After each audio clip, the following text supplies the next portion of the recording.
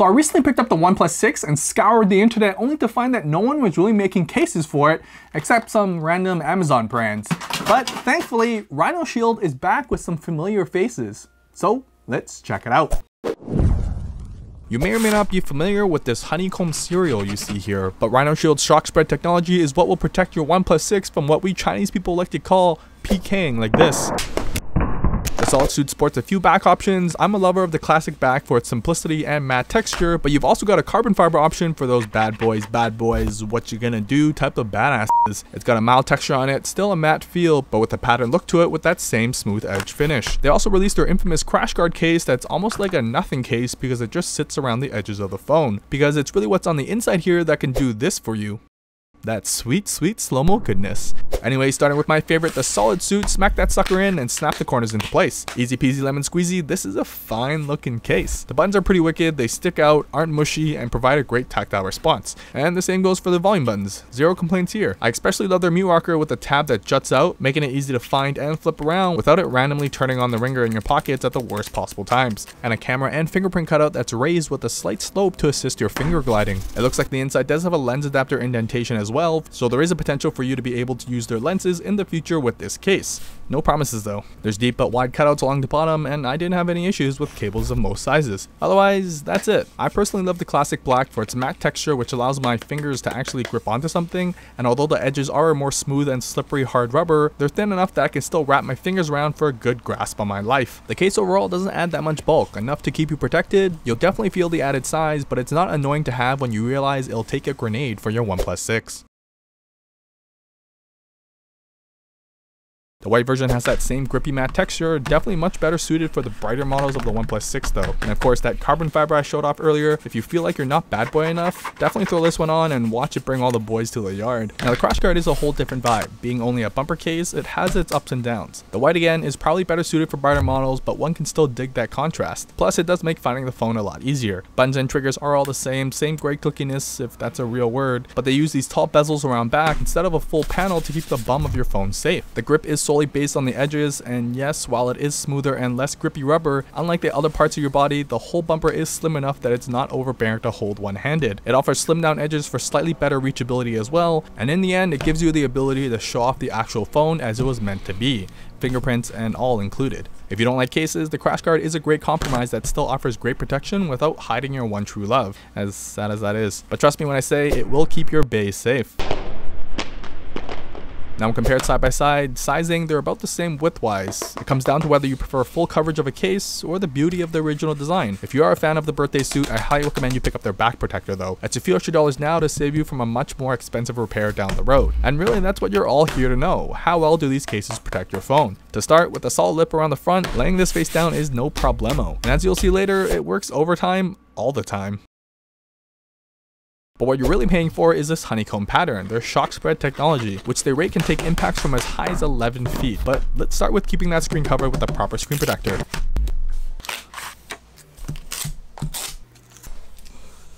Voila! As we've tested in the past, this sheet of magic is hammer-proof too.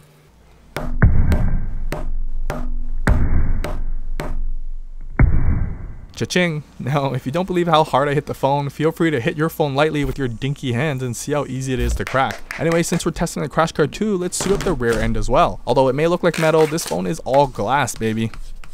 Although it does give it a glossy look now, it's well worth the trouble. Both of these combined will be doing 80% of the protecting on a daily basis. In fact, you could probably just get the skins and you'd be fairly well off too. But let's be real, you're a super klutz, that's why you're here. So with all the protectors installed, lips around the whole phone, let's start with some mild drops.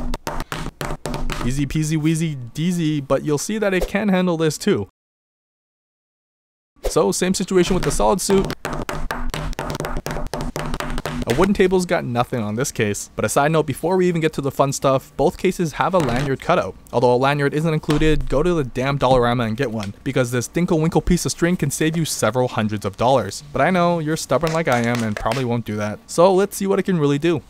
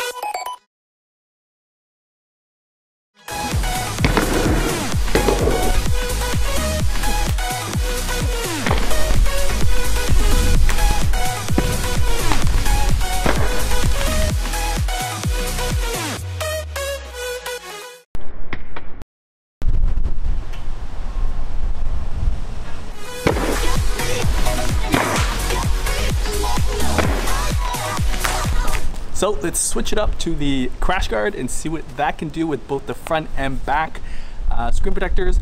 But do note that the screen protector on the front is already pretty dinged up, so it may affect the outcome of these drop tests. But so far, SolidSuit is a great protective case, as we know from the past tests I've done. So let's switch it out.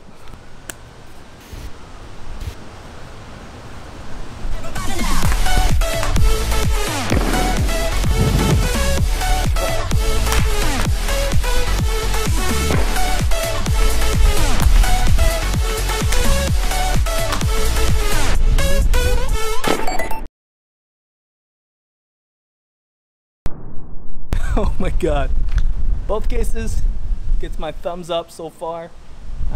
Let's take it back to the studio. After all that, you can see the screen protector actually put in some extra overtime hours here. Once removed, damn son, fresher than butter. The phone itself works just fine. I also played several games of PUBG on it before completing this edit, and the backside performed just as well. You can see where the rocks and debris tried to slap the phone, but nope.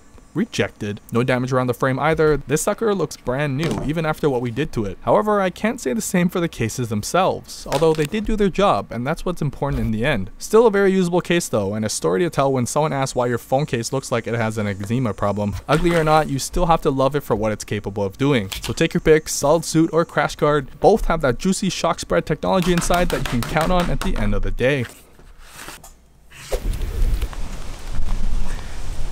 Best part is, still BPA free, although kind of sandy from all those drops. So after all that, the OnePlus 6 is fine. Both cases did protect it as expected. My preference goes to the SolidSuit just because I like that grippy back. But if you like showing off the back of the iPhone, get the back skin, and you have to get the impact screen protector because that saved so many points of contact that the cases wouldn't have been able to reach.